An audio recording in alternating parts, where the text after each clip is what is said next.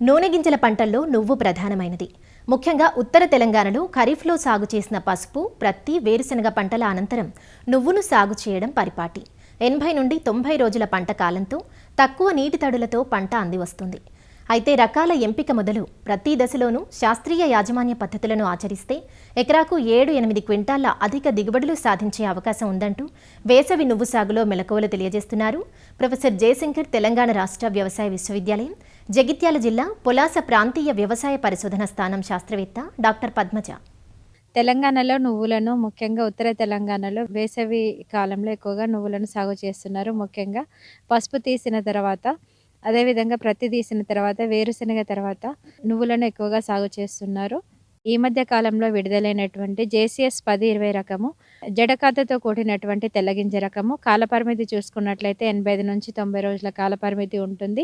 JCS 10-20 రకం కనుక చూసుకున్నట్లయితే 4 నుంచి 4.5 క్వింటాల వరకు కూడా వచ్చేటటువంటి అవకాశం ఉంటుంది. అదే పసుపు తీసినటువంటి ప్రాంతాలలో మాత్రము 5 నుంచి 5.5 క్వింటాల వరకు వచ్చేటటువంటి అవకాశం ఉంటుంది. అదేవిధంగా శ్వేత రకం చూసుకున్నట్లయితే కాయలు కింది మీదికి వస్తుందండి. అదేవిధంగా కాలపరిమితి చూసుకున్నట్లయితే 80 నుంచి 85 రోజుల కాలపరిమితి ఉంటుంది. దిగుబడి కనుక చూసినట్లయితే శ్వేత రకం కనుక చూసినట్లయితే 3 నుంచి 3.5 క్వింటాల వరకు దిగుబడి వస్తుంది. తర్వాత JCS 24-54 కనుక చూసుకున్నట్లయితే ఈ రకము కాయలు కొంచెం పొడుగ్గా ఉంటాయి. తెల్లగింజ రకము 90 నుంచి 95 రోజుల కాలపరిమితి ఉంటుంది. 3.5 నుంచి 4 క్వింటాల వరకు దిగుబడి వస్తుంది. అదే పసుపు తీసిన తర్వాత చూసుకున్నట్లయితే 4.5 నుంచి 5 క్వింటాల వరకు కూడా దిగుబడి వస్తుంది. రైతులు JCS 10-20 ఆల్రెడీ సాగు చేసినట్లయితే అదే విత్తనాన్ని మీరు విత్తనంగా వేసుకోవచ్చండి. అయితే ఫస్ట్ మాత్రం మొలక శాతము కట్టుకోవాలి. దాంట్లో 80 నుంచి 80% కనుక మొలక శాతం కనుక గమనించినట్లయితే మీరు ఆ విత్తనాన్ని వేసవిలో సాగు చేసుకోవడానికి అనుకూలంగా ఉంటుంది. అదేవిధంగా కొంతమంది ప్రోగ్రెసివ్ రైతులు కూడా విత్తనోత్పత్తి చేపట్టడం జరిగింది. తర్వాత నేలలు కనుక గమనించినట్లయితే నీరు నిల్వని నల్లరేగడి నేలల్లో కానీ, ఎర్రరేగడి నేలల్లో కానీ నువ్వులను సాగు చేసుకోవచ్చును.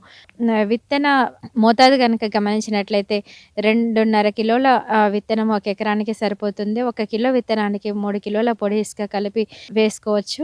మొక్కల విత్తే దూరం కనుక చూసుకున్నట్లయితే మొక్కకు మధ్య దూరము 15 సెంటీమీటర్లు, సాలుకు మధ్య దూరము 30 సెంటీమీటర్లు ఉండేలాగా విత్తుకోవాలి. విత్తన శుద్ధి కనుక చేసినట్లయితే విత్తనం ద్వారా సంక్రమించేటటువంటి తెగుళ్లను నివారించుకోవచ్చును.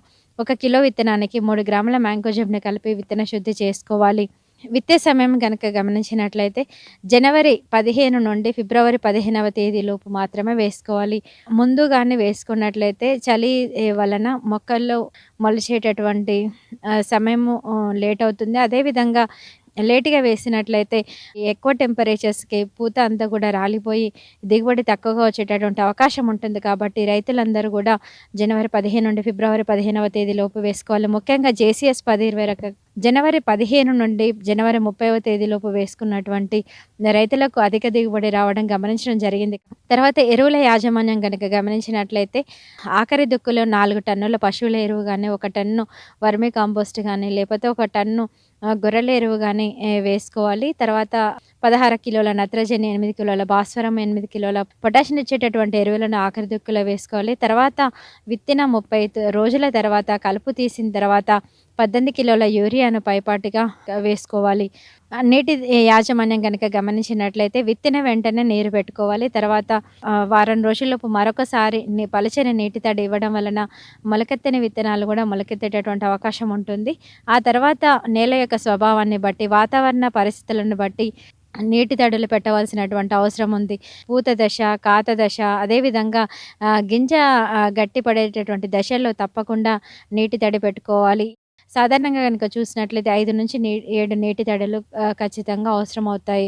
కలుపు యాజమాన్యం కనుక గమనించినట్లయితే మనుషులతోటే ఒకసారి విత్తిన 20 రోజుల్లోపు కలుపు తీయించాలి. కలుపు యాజమాన్యం కనుక సరైన సమయంలో చేపట్టకపోయినట్లయితే మొక్క ఎదగక దిగుబడులు బాగా తగ్గిపోయేటటువంటి అవకాశం ఉంటుంది. కాబట్టి కలుపు యాజమాన్యం అనేది ఖచ్చితంగా చేయాలి సరైన సమయంలో. దగ్గర ఉన్నటువంటి నువ్వు మొక్కలను కూడా తీసేసేయాలి. పంట కోత, అదేవిధంగా పంట నూర్పిడి గనక గమనించినట్లయితే రైతులు ఎక్కువగా ఏంటంటే ఆకులు పసుపు రంగులోకి మారిన తర్వాత మాత్రమే కోత చేపడతారు. అలా గాకుండా ఆకులే గాకుండా కాయలు కూడా 75% కాయలు పసుపు రంగులోకి మారిన తర్వాత మాత్రమే కోయాలి. దాని వలన మీకు విత్తన నాణ్యత, అదేవిధంగా గింజ నాణ్యత బావుండి ఆదాయం వచ్చేటటువంటి అవకాశం ఉంటుంది. కోసిన తర్వాత చిన్న చిన్న కట్టలు కట్టుకొని టార్పాలిన్‌ల పైన నిలబెట్టుకొని నూర్పిడి చేసుకోవాలి. దీని వలన నాణ్యమైనటువంటి నువ్వులను తీసుకోవచ్చును.